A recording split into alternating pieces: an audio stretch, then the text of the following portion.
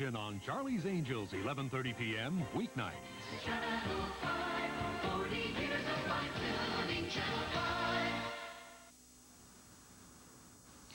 From the Meadowlands Hilton in New Jersey, this is the last word, the final confrontation between the two candidates for the U.S. Senate from the Garden State. Good evening, I'm Steve Dunlop, Channel 5 News. With me on my right, Senator Bill Bradley, Democrat, one-term Democrat from New Jersey. On my left, Mary Mochary, the former mayor of Montclair, Republican. Senator Bradley won the customary flip of the coin. He is elected to answer the final question last. That means, Mayor Mochary, you get the first question first. We'll skip the formalities and get right started. Mayor Mochary, we go into Election Day on the riding the crest, I guess, of the most robust economic recovery of the post-war era, but at the same time, record budget deficits, which many experts say are keeping rates high, may also be keeping the economy from not progressing quite as far as it might. How will you attack the budget deficit problem in 1985 if you were elected to the Senate? What do you think are the most important priorities? In order to cut the budget deficit, what we have to do is cut spending and make sure that we keep this economic recovery going. Although when the president came into office, he enacted a 25% across-the-board tax cut, we nevertheless collect more tax revenues now than we did prior to the tax cut because of the expanding economy, because more people are working and businesses have expanded, created more jobs, and therefore are creating more revenues. So I think it's important to do two things: cut spending by cutting pork barrel projects like water projects, Tennessee Tom Bigby, increase efficiency both in the Defense Department and in other departments, and at the same time make sure that the prosperity continues. I am against tax increases. So you're saying you would not raise new revenues to close the deficit? I think we can raise new revenues by continuing to expand the tax base, by continuing to broaden the recovery, and therefore we will raise more tax revenues. As I just said, one of the things that has happened because of the prosperity is that we are collecting more revenues based on exactly the same tax rates, or actually lower tax rates than we had before the prosperity. Senator Bradley? I don't think we have a Republican or a Democratic economy. I think we have an American economy.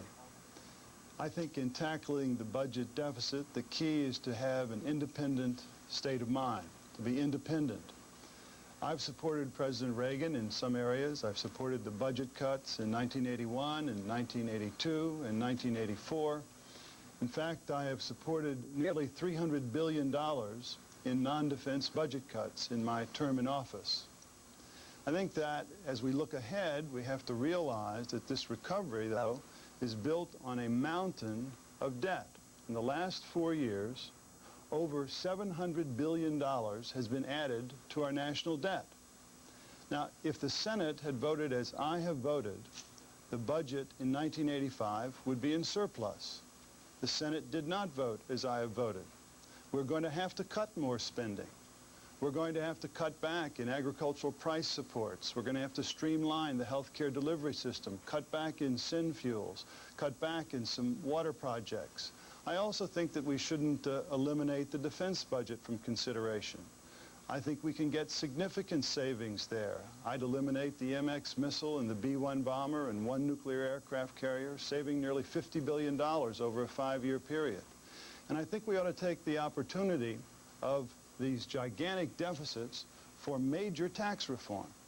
And if we adopted the plan that I proposed, which is the fair tax, which cuts tax rates for 4 out of 5 Americans to 14% and reduces the top rate from 50 to 30% and eliminates many of the loopholes, if we did that, we would raise additional revenue in the 3rd year, about $25 billion. And finally, I think it's time for some common sense when it comes to getting a taxpayer's dollar spent well on defense. I think we ought to reconstitute the Truman Committee, like in World War II, when Harry Truman, as a senator, made sure that those defense dollars actually were actually spent on weapon systems that helped the defense of the country. Those are things that I would do in order to get the deficit down.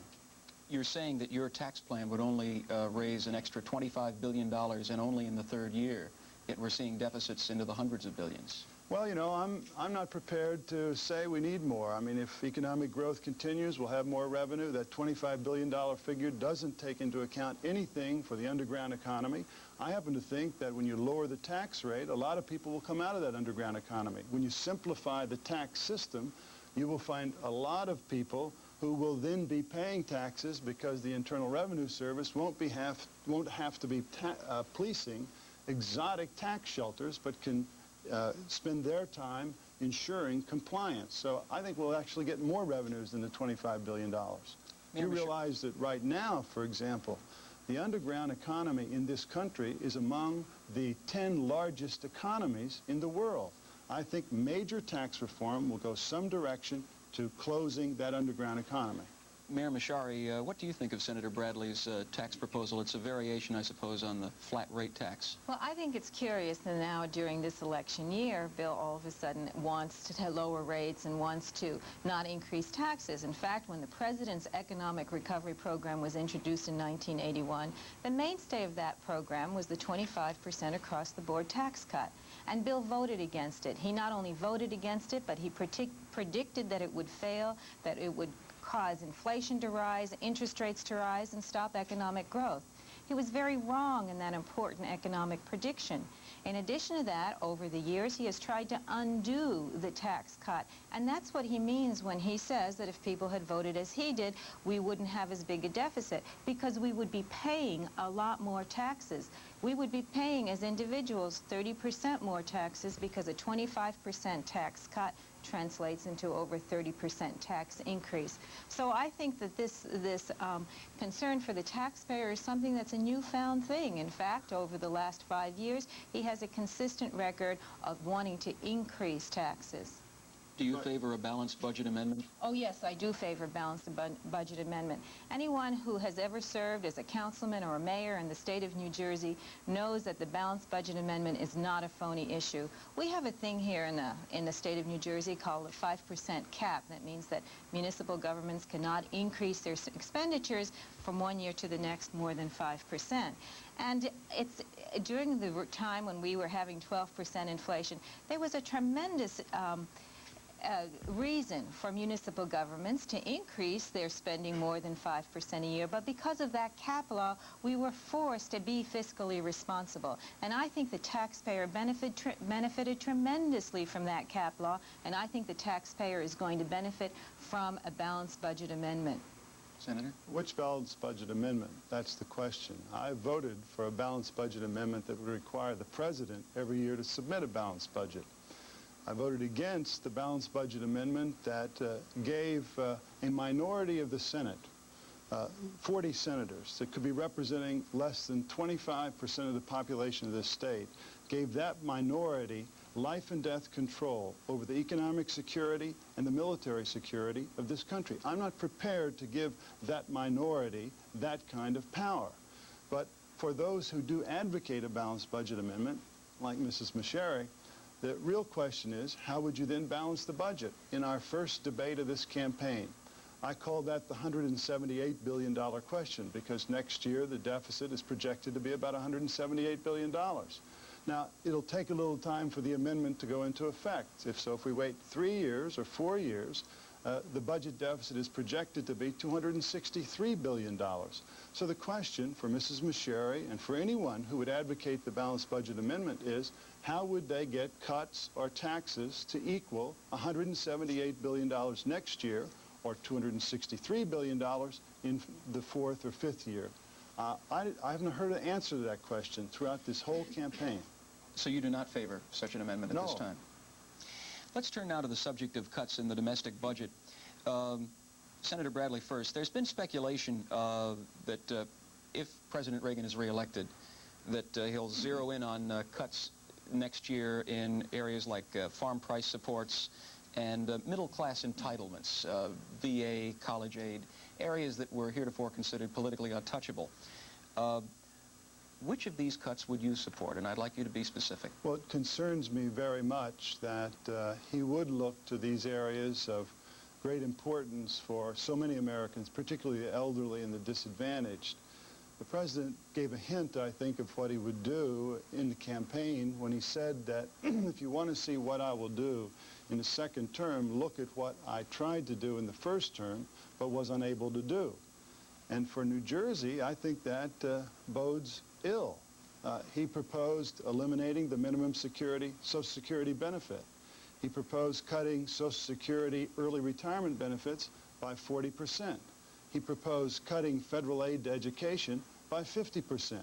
He proposed cutting the EPA research budget by nearly that amount.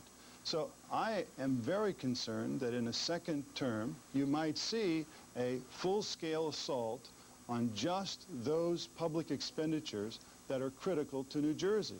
Now, over the last couple of years, I've fought to restore a lot of that money. In 1980, for example, went to the majority leader of the Senate on the issue of toxic waste and pushed until we got the Superfund bill to clean up toxic waste, passed and signed into law.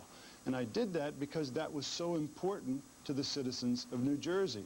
I have fought to add back nearly $2 billion in education funds to the federal budget. That's very important to the long-term future of our country. I brought millions of dollars back to New Jersey to improve our roads and our shore.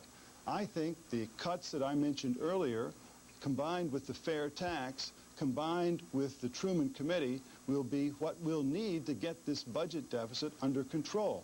I am not prepared to say that I would support cuts in environmental programs.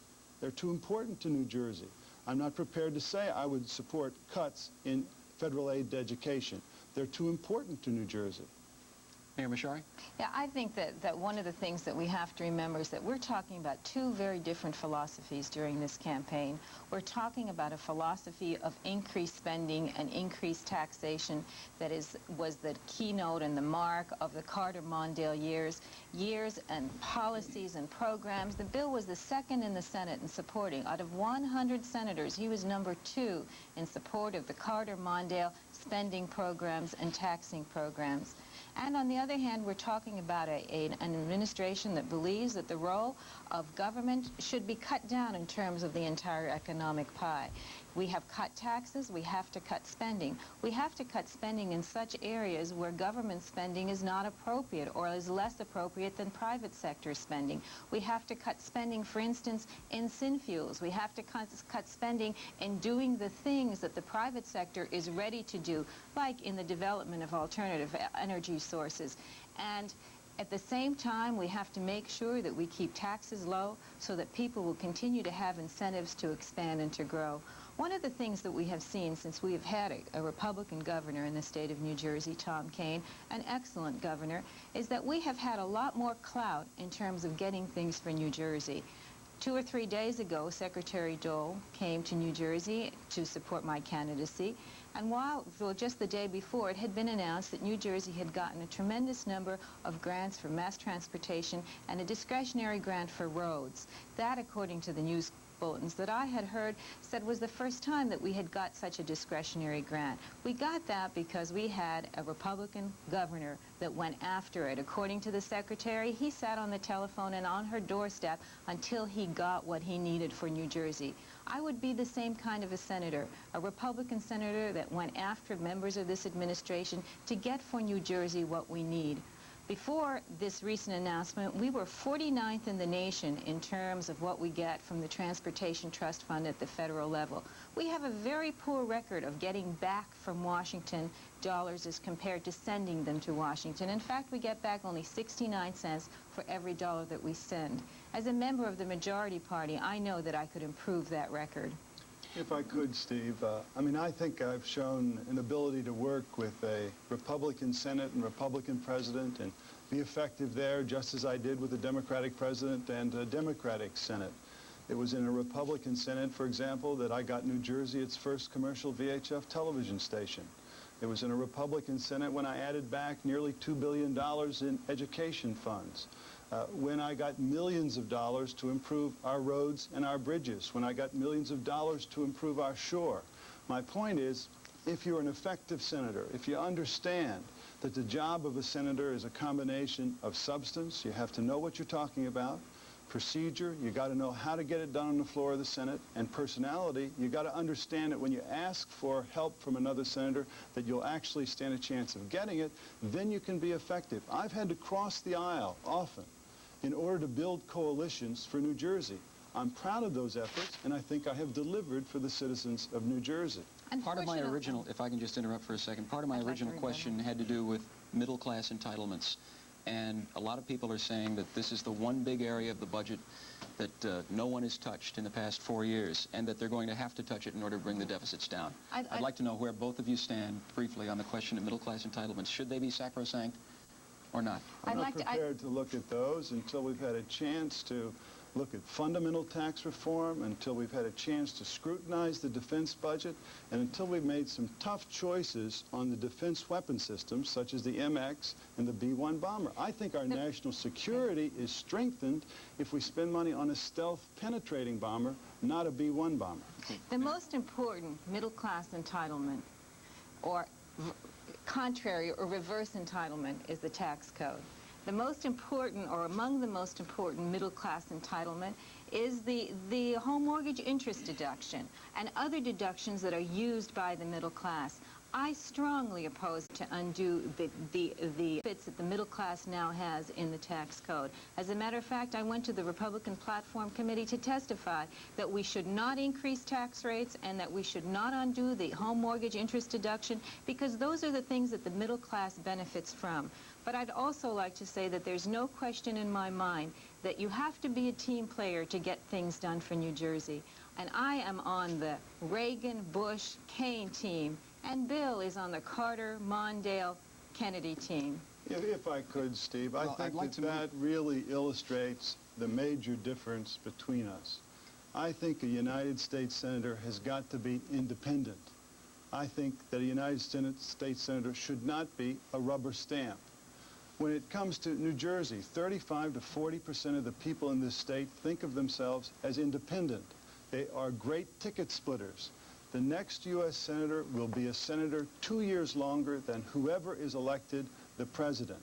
And I believe you have to be able to make your decisions based upon what you believe to be best for New Jersey and for the country, and you can't be a rubber stamp. I think I've showed that degree of independence. Take, for example, in foreign policy. Senator, I'm going to have to cut you short. I've supported the president sometime and opposed him sometime. I'm going to have to cut you short because your answers are running a bit longer than Mayor Mochary's. Let's turn for a moment to the issue of defense spending. Mayor Mochary, when Defense Secretary Weinberger took office, Republicans were fond of calling him Cap the Knife because he had a secretary, or had a history rather, as Secretary of HEW of being very firm with expenditures. But many now say that he's failed to get his biggest bang for the buck at the Pentagon. What are the biggest savings you see in the defense budget? Oh, there are a lot of areas that have to be addressed in the defense budget. However, because there's inefficiency and waste in the Defense Department, and we know that, we've seen a lot of examples of it, that doesn't mean that you should undo or not carry out the programs that are vital to maintain our national defense. Bill talked about the stealth bomber as an alternative to the B-1. The stealth bomber is a paper bomber. It doesn't exist, so it's not an alternative to the B-1. There are important programs that we have to maintain our national defense, and we can't use inefficiency and waste in the Defense Department as an excuse. However, there is a tremendous amount of duplication in terms of weapons. As you know, there is an inter-service rivalry, so what the Navy has, the Army wants, and the Air Force wants, and they all want slightly different versions of it, and that's a very expensive thing. We have a military reform caucus that is working now. Congressman Jim Courter, a friend of mine, is leading the House in that caucus, and they have made very specific proposals to improve the guarantees, to improve the way purchases are made so that there is more competitive bidding, to improve the testing of these weapons so that we don't get boondoggles like, excuse me, the Bradley tank, which is not named after Senator Bradley. Make no mistake about that. Where have I heard that before? Steve, if I could, you know, if the stealth bomber is a paper bomber, according to Mrs. Mochary, because the Air Force wants to spend all their money on a B-1 bomber that, according to Caspar Weinberger, will be on a suicide mission if it tries to penetrate Soviet airspace in the early 1990s. Let's spend the money on the stealth penetrating bomber, not waste it on the B-1 bomber. And I think there are specific things that we can do to get defense spending under control. One's make the tough choices on weapon systems. That, if you make them, will improve our national security, such as on the B-1 or the MX or one nuclear aircraft carrier. But then what specific procurement reforms do we need? Mrs. Mochary talked in generalities. I think we need warranties on weapon systems. If you can insist that a toaster have a warranty, you ought to insist that a tank have a warranty. I think we ought to let more contracts on a competitive basis. Only 6% of the defense budget is lent on a cost competitive basis. It's all done without competition. And then I do think that we have to move dramatically to cut off the errors that are made in the early testing of weapons so that we can correct that before it gets bigger and bigger and costs more for the taxpayer.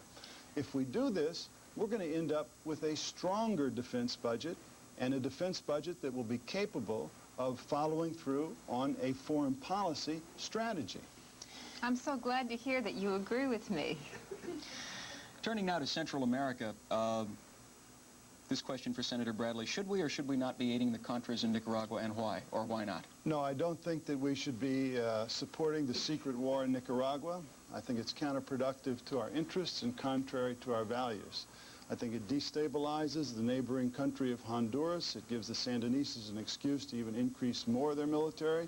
It also alienates our friends in the region, such as Mexico and Venezuela, who we need in order to counter communism in Central America. I think it's contrary to our values because we are a country that believes in self-determination and non-interference. The premise upon which we are sending aid to El Salvador, which I support, is that it is a democracy, and we want to have the democratic process work, self-determination.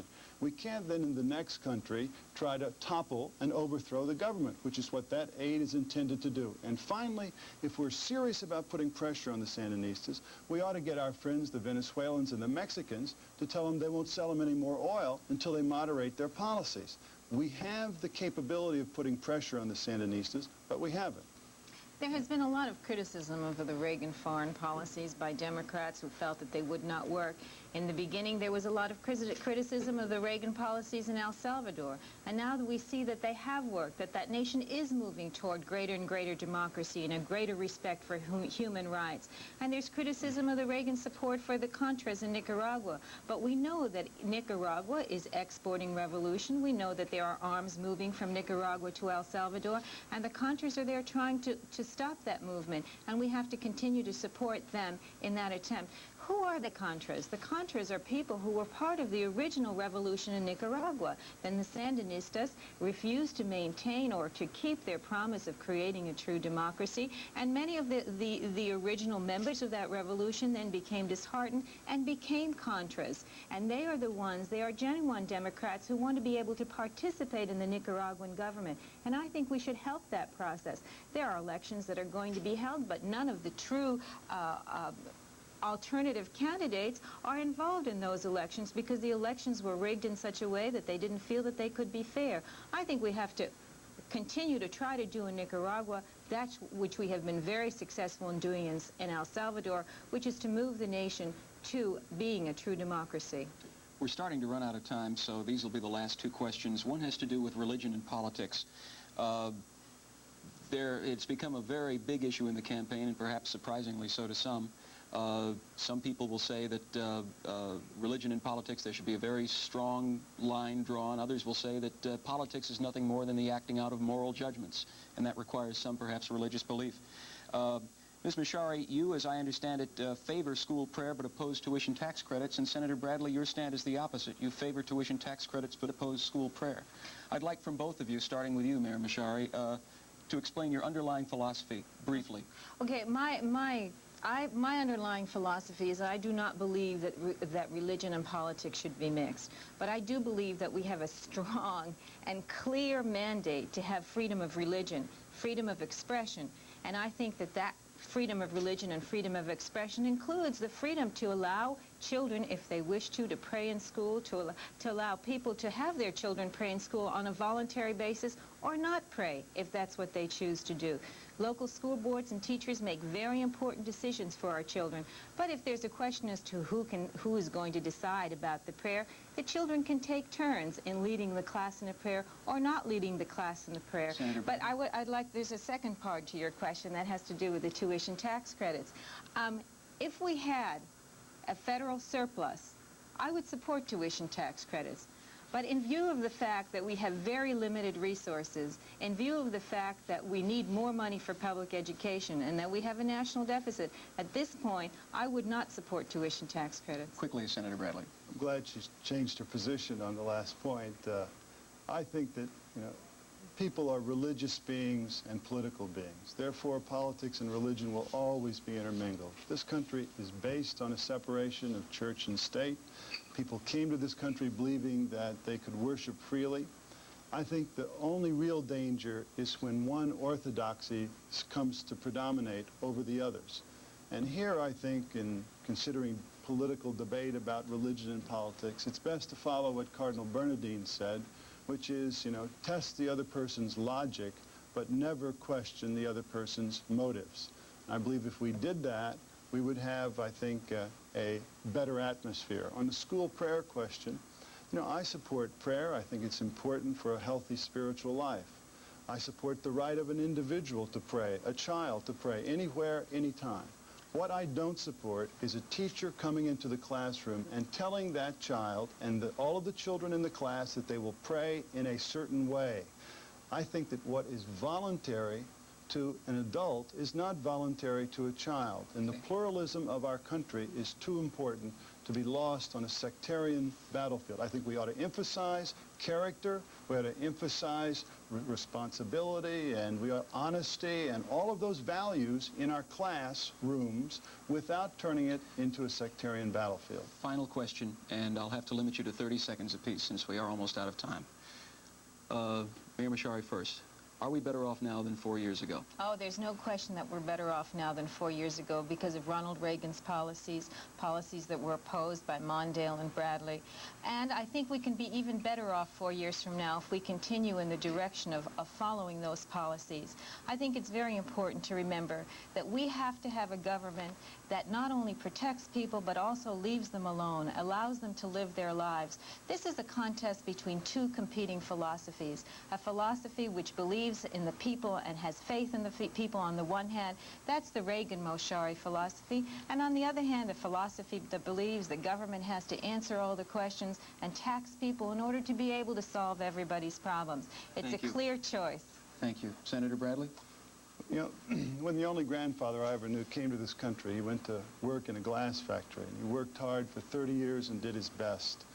And he used to say that what made America special was that it was free and that people seemed to care about each other. I've thought about that often in the last 6 years, and since I've been in the Senate, I think I've stood for a strong national defense and for the protection of those freedoms. But I've also stood for sensitivity to the elderly and the disadvantaged and for a helping hand to our children. As I look at the next years, I want a new tax system with lower rates and fewer loopholes, 14% for 4 out of 5 people, and I want to clean up these toxic wastes in New Jersey. Thank you, Senator Bradley. Those are the last words. Actually, not quite the last words. You have those on Election Day. Please get out and vote, whether you live in New Jersey or anywhere else in the United States. For Channel 5, I'm Steve Dunlop. Thank you and good evening.